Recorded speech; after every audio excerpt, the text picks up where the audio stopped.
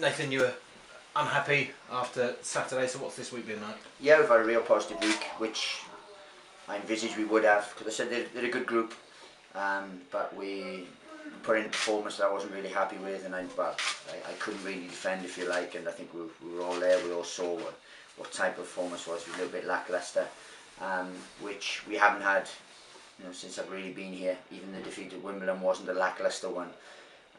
It was more of a naive one, if you like, but that was the first one where we've been real energyless, and we got basically what we deserved. And I was disappointed, but we've had a real positive week, and let's see what happens Saturday.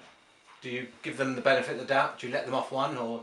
Well, yeah, I think they've earned that. Cause they're an excellent group. They're a real hard-working group. They're together. They're honest. They want to work, but I don't know what happened. We've debriefed. We've had a word about it. We saw things that we didn't do, and I'm quick enough to praise them because they've been very, very good for me, and their work ethic, the things they've done has been excellent. So as I said, we put it down to that, and hopefully we don't see that type of performance again.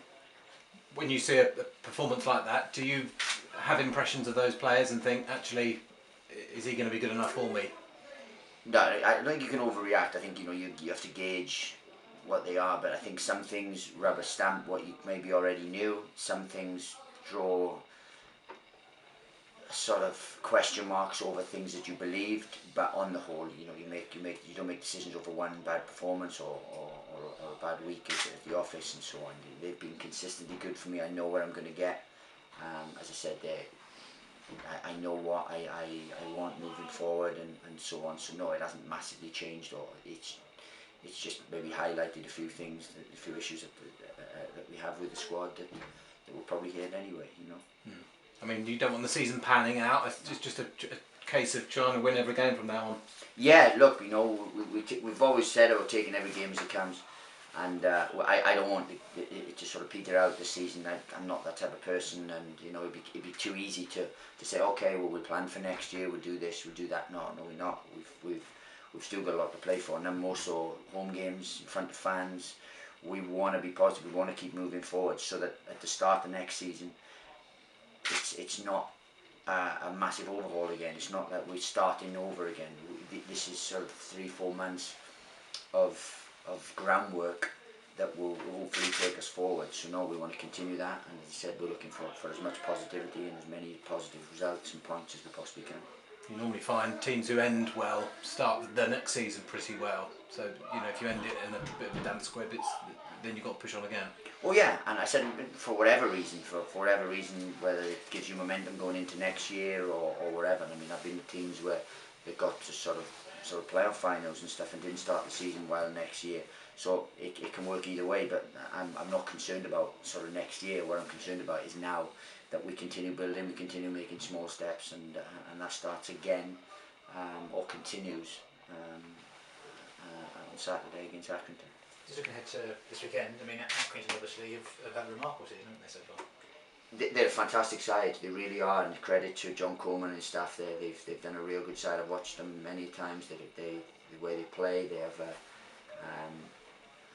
I think they have an aura about them that I think they relish the fact of being a relatively small club but massively overachieving.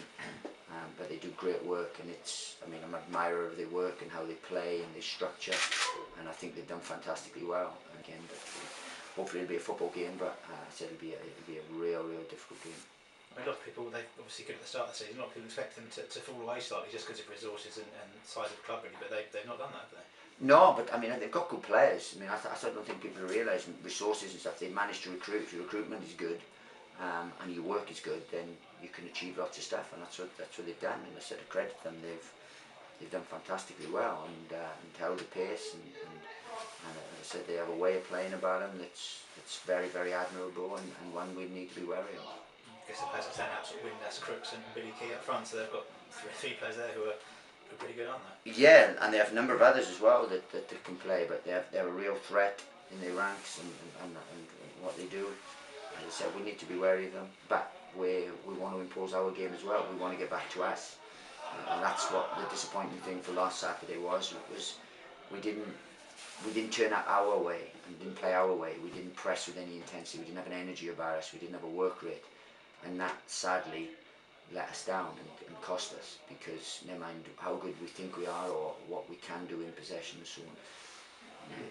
Fundamentals and your groundwork is built on, your foundation, if you like, is built on your hard work and doing all the ugly side and the defensive disciplines. And we didn't do that well enough, and that's ultimately what cost us. With that, man, you had a young development squad out in the weekend, Southend. I mean, would you maybe look at some of those to come in for the remainder of the season now? We're always looking at those. When they're ready, they'll get their opportunity, regardless of age, regardless of what predicament we're in, or what situation we're in. Not predicament, that's the wrong word. But whatever situation we're in, we'll always look to bring those in, because it's the right thing to do. If people are good enough, I want to play them. I've got a big background in development and young players. We did it when I was at Yeovil, for example.